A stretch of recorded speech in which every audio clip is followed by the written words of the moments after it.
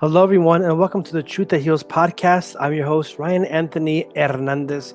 And today we have a special guest who is a filmmaker currently developing a documentary film titled I Believe You. Please welcome to the podcast my special guest, Sara Banyan. Sara, welcome to the podcast. Hi, Ryan. Thank you for bringing me to the truth that heals. And thank you for being here. Something we like to explore is each person's truth that heals. And today there's an extra layer because your truth revolves around a film that you are currently developing titled I Believe You. To first start off this podcast episode, can you share with us what was the inspiration behind starting this film? Yes, absolutely. I am a survivor of early childhood molestation. Trigger warning. And I am a middle child of two shrinks. And I spent the majority of my life not knowing what was wrong with me. But I had a well of pain inside of me. I mean, a well. And I was labeled self-destructive, black sheep. Anyway, in my early 40s, after decades of searching, I was introduced to a man named Will Randall who specializes in extreme trauma. And after decades of seeing psychiatrists, psychologists, mental health professionals, therapists, I was seeing someone who worked with reading the body and biology, and he knew very quickly exactly what was wrong with me. And that was that I had two people do terrible things to me when I was still very young. And for a while I fought it because it's such a horror.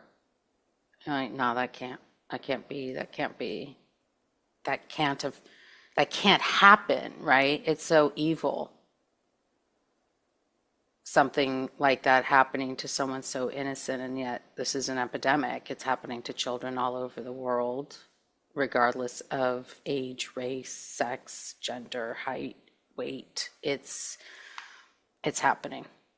And so when this came to light, I had an enormous amount of relief because I could start to begin to heal. I found the truth.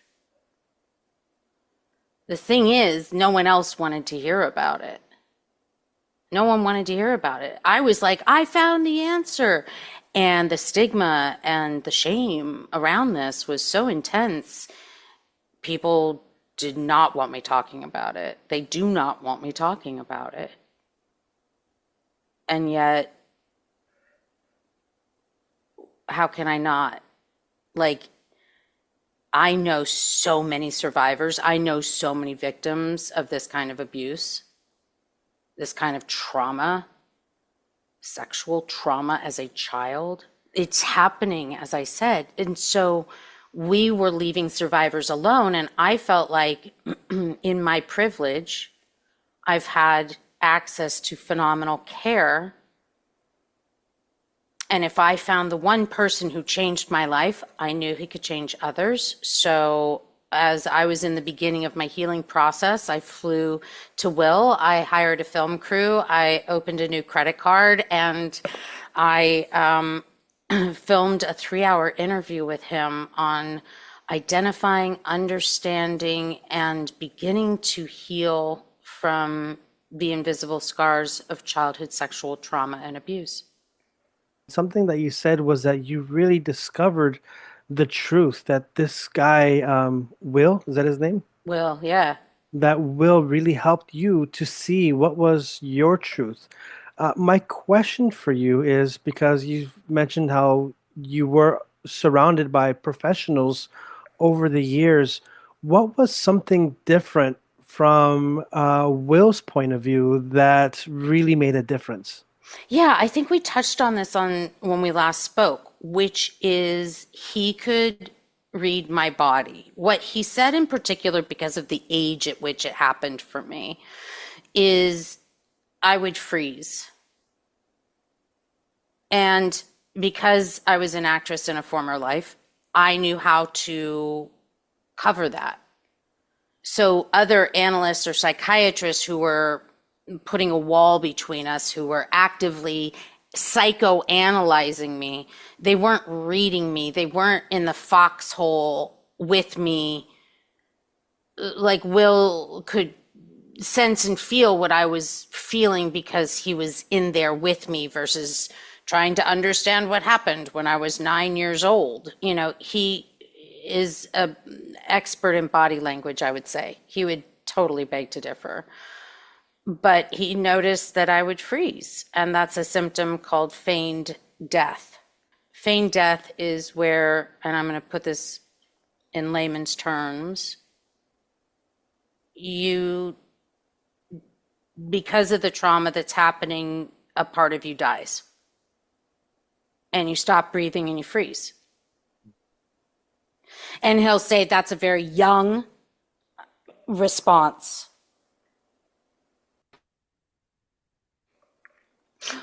Whereas an older kid might hit or react in a certain way, but he could tell from the way my body was that what happened, and the way my body was responding to him, that what happened to me was really young. And when you went to Will, was it like a one session thing? Not for the documentary, but for you going to him for Years. uh, years. Okay. Yeah. I mean, I felt it was the most effective therapy. I would say we did the majority of the work for about a year, and then I took a year off, or a year and a half. I moved, then COVID hit. So we had a year and a half in between, and then I had a trauma flashback, and went back to see him a final 2 or 3 days, very intensively. And then about, I think a year later, I went to interview him. But this was life changing because, and I say that because uh, when I asked you like how long did it take, it takes time. Some people might want to hear the answer. It took one session, it took two sessions, but Oh God, yeah, no. Whew. that's not going to happen, or if it does, very very rare probably. But this was life changing. It took time, and it really also propelled you to making this film. What was going inside, not only your body but also your mind, that made you think, I have to document this, I have to make a film, I have to get my credit card, fly over there and do this? Well, first of all, I want to just go back a little because I think that there are breakthroughs in therapy Mm. and or in trauma recovery. When you have the right therapist, you can have incredible breakthroughs. But the path to healing, as you well know, is up and down and crooked and slow, and we can't rush our healing. So it's important that like people do know that therapy can take years, but like, I don't know, my parents would have patients, my dad would have patients that would be in psychotherapy for like decades. That to me is bananas. Like, what? We need to move on with our lives. So there's a more effective way of working. The reason in my body I knew I had to fly to Will and, you know, put myself into debt to get this thing done is a calling. It's purpose. It's God. It's purpose. It's no one wants to sign up to be like, yeah, I'll be the poster child for childhood sexual assault. But God made me a certain way and gave me certain skills and gave me a voice. And I think this is what I'm meant to do. And that's to help as many people as I can while I'm here. And I just know so many people have shared their stories with me that are absolutely gut-wrenching, horrifying, and heartbreaking, and on a level that you can barely comprehend, and yet they know I can meet them there without fear and hold space.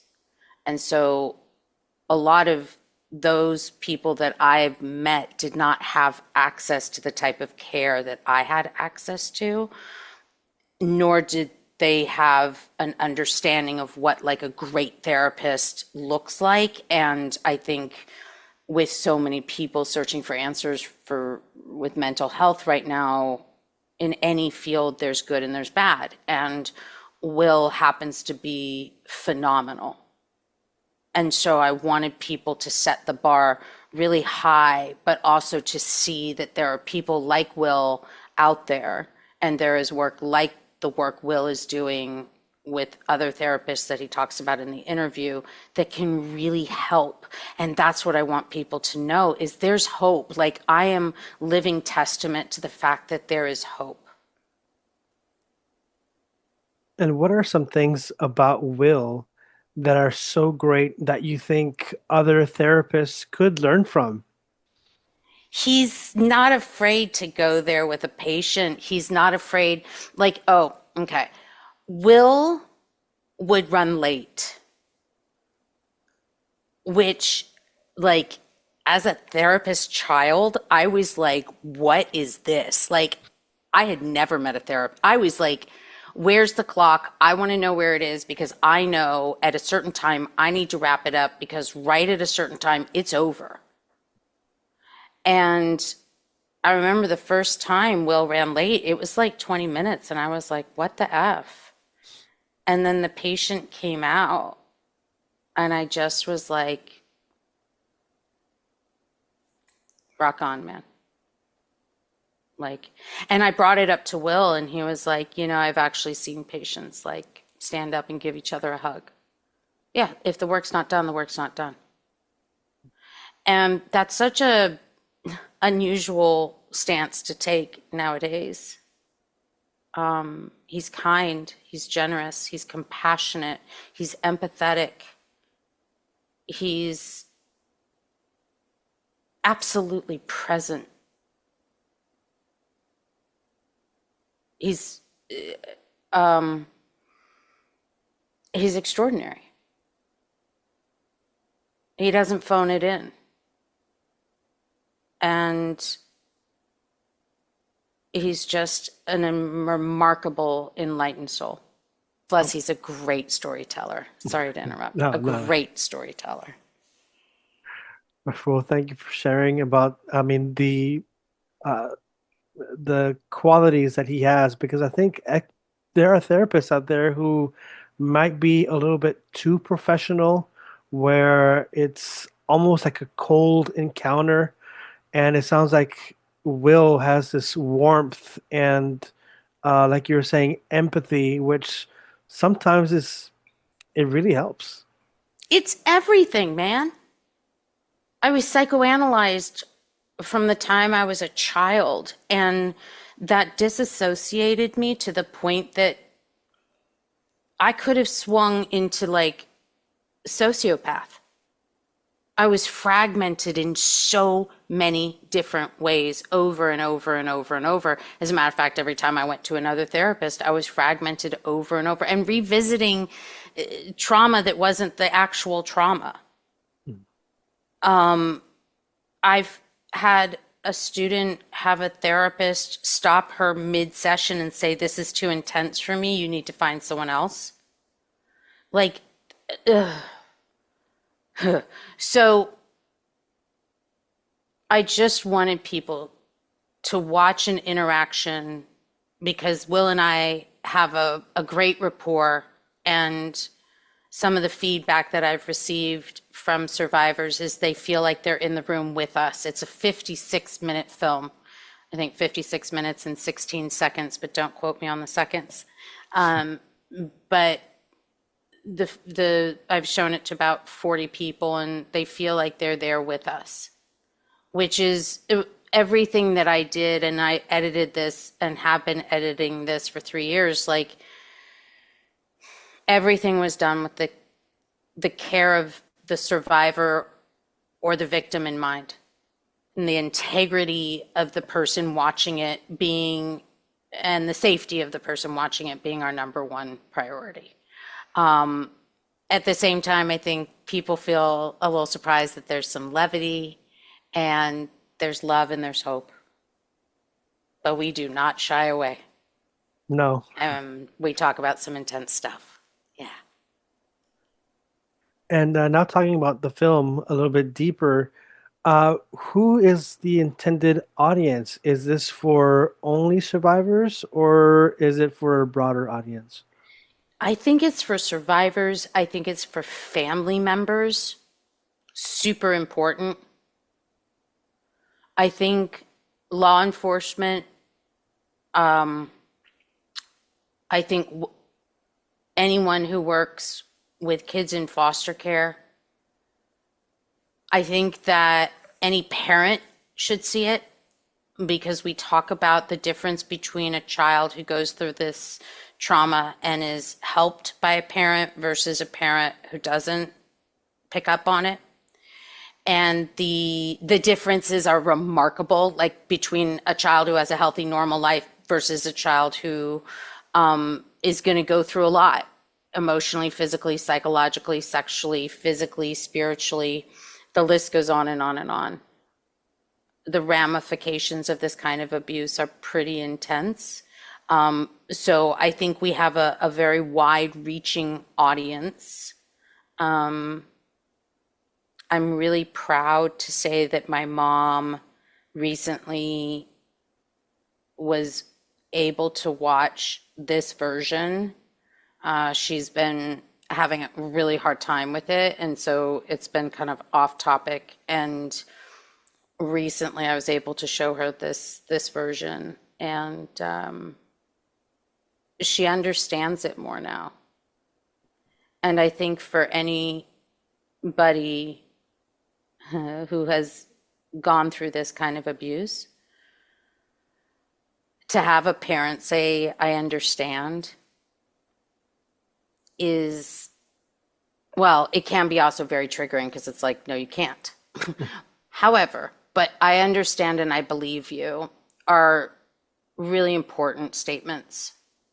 And so I just think our audience and about this subject is wide reaching. Parents, kids, victims, family members, law enforcement, lawyers, anyone working with sex trafficking victims.